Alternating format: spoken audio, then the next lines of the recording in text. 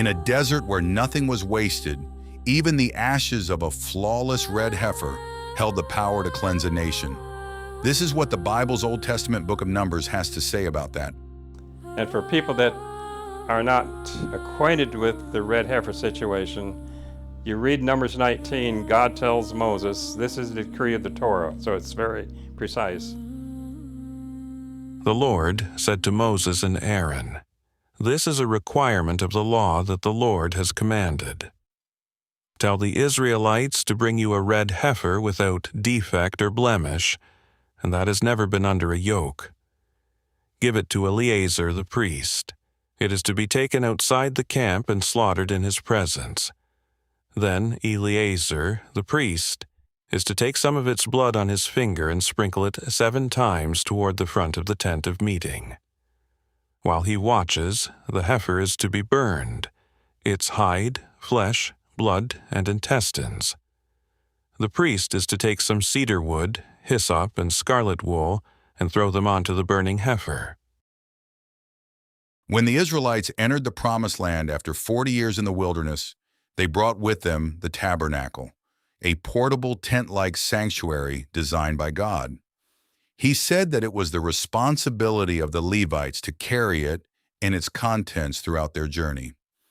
After crossing the Jordan River, it remained portable at Gilgal for 14 years. It was then moved to Shiloh, and while there, the tabernacle became part of a semi-permanent sanctuary, resting on a stone foundation while still retaining its tent-like coverings. For 369 years, Shiloh served as the central place of worship and national gathering for Israel during the time of the Judges. Shiloh's importance eventually faded after the Philistines captured the Ark of the Covenant, and the era of the tabernacle ended when King Solomon built the permanent First Temple in Jerusalem. One of the main things that Shiloh is known for is the tabernacle, because it was there for 369 years. It is a cow to be slaughtered, not sacrificed, and is to be killed outside the camp and not at the holy altar. When they talk about sacrificing the red heifer, well, first of all, it's not a sacrifice like the others, it's a burning, because it takes about 6 feet of wood to burn a cow. That's what they discovered. So you have a 4-foot hole, you have 4 feet of wood, you have only 2 feet of wood on top. You can cautiously kill the cow, put her right on top, and that's the procedure. The ashes from the burning were to be collected and stored outside the camp in a ceremonially clean place. Later, the red heifer's ashes were to be mixed with water and used to purify the Israelites from uncleanliness. It is a procedure, especially for the Jewish people, to take away any effect of death that it has to keep them between them and God. If I would be privileged, and if the time is right, we open up a cave and there's a tabernacle, I say, I wouldn't touch it. Not just any Jewish person would touch it. We always have somebody, a Levite or somebody who's trained in these things, that is there so that we don't do something we shouldn't. But they wouldn't touch those things without the ashes of the heifer, either if we find the ancient ones first or if the potential new ones are available. According to Jewish tradition, there have been 9 red heifers burned since Moses' time. After the destruction of the Second Temple in 70 AD, no red heifers have been slaughtered. There were 9 heifers burned since Moses' time. Every time a new one was burned, it mixed the old one in with the new one. In the mornings, I'd be down in the Qumran caves looking for the ancient ashes. The rest of the day, I'd be in Shiloh taking care of the potential new ones.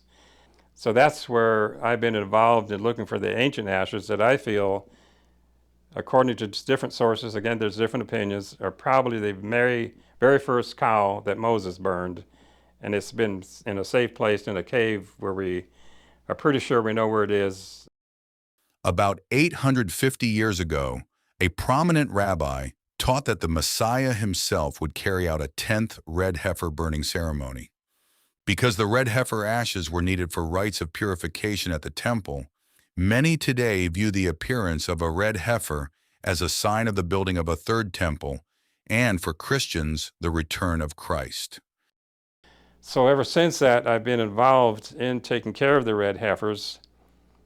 Ideas, teachings, traditions, and especially what people think are going to happen prophetically in the future are meeting up with reality at Shiloh, because for over 2,000 years, the idea of a red heifer has been an idea. Now it's the potential, and I use the word very carefully, potential reality.